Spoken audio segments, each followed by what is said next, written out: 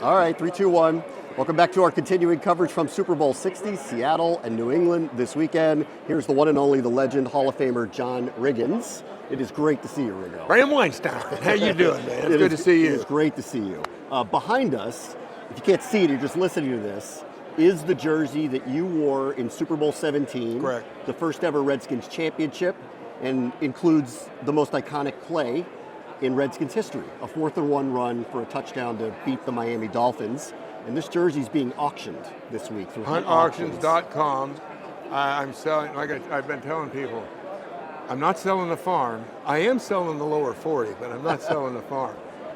In fact, if we have a forensic pathologist here, we can probably get my DNA out of it. This jersey's never been washed. It's still got the grass stains from the Rose Bowl in it. So, yeah, I think it's pretty special. I've had all these years. Bram, I'll tell you, what the Washington fans gave me will last me a lifetime. As great as this is, as much as I love it, it can't surpass when you perform for people and they acknowledge you.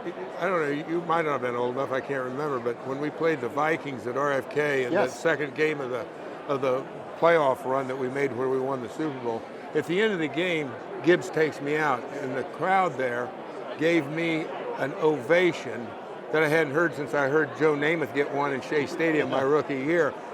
And that's when I took the bowed all 4 directions to the fans, so, made sure I included everybody. But that's what's precious to me.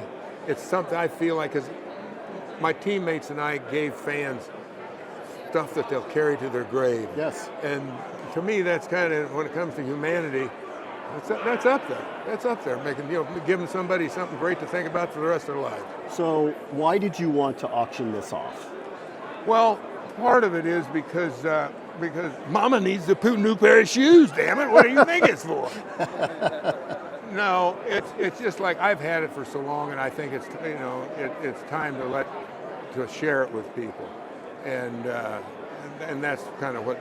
Like I said, I'll carry the feeling that I'm pretty sure a lot of the fans in DC have for me, and that's good enough for me. Super Bowl rings, I've worn that Super Bowl ring a few times. But to me, it's like, you're kind of advertising, because you've seen Super Bowl rings. Yes. I mean, they're kind of hard not to notice. It's, it's like the brights on a car coming at you when you're going down the highway. Like, what the hell is that? And not that, I love people, but at the same time, it's not like I'm going, hey, look at me here. Hey, you want to talk about it? So, it's like, like I say, I enjoyed the game. I enjoyed my teammates. I enjoyed everything about it. I enjoyed the fans. There was a player years ago that said that he would play football because he loved the game so much. He would play in an empty stadium, and I thought, you got to be kidding me! Empty stadium, the fans, they're the game. God damn it! What the hell?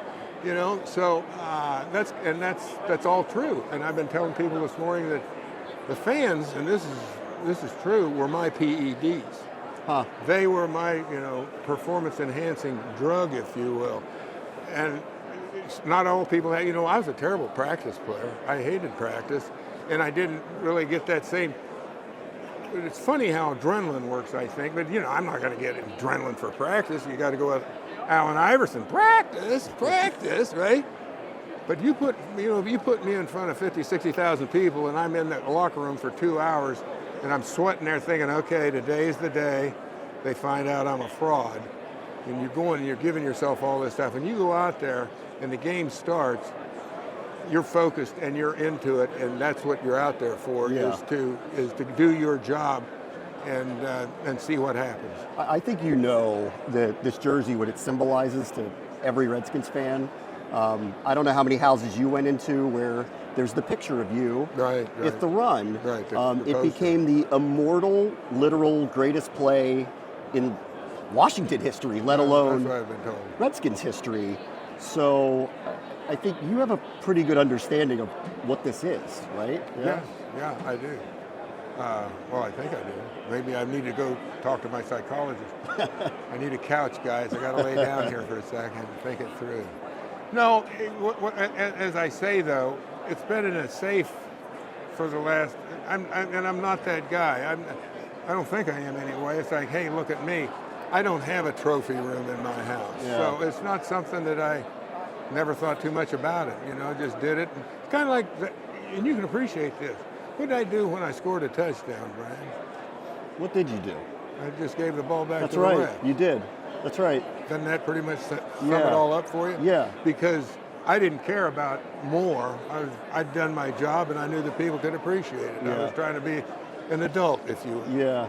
As you think back to that moment, and you're going to, bid this adieu and see it go somewhere else, how do you think back on Super Bowl 17 now? When I first came in the league, all I wanted to do was play in a Super Bowl. And that was with the Jets in '71. And so we get to, and I think you've heard me say this, in '79 we play the Cowboys down there.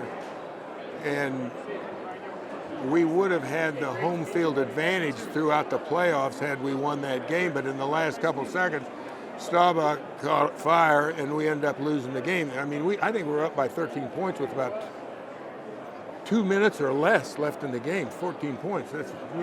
You don't lose many of those games, at least you shouldn't. And we ended up losing. Well, I was completely dejected after that game, and I sat out.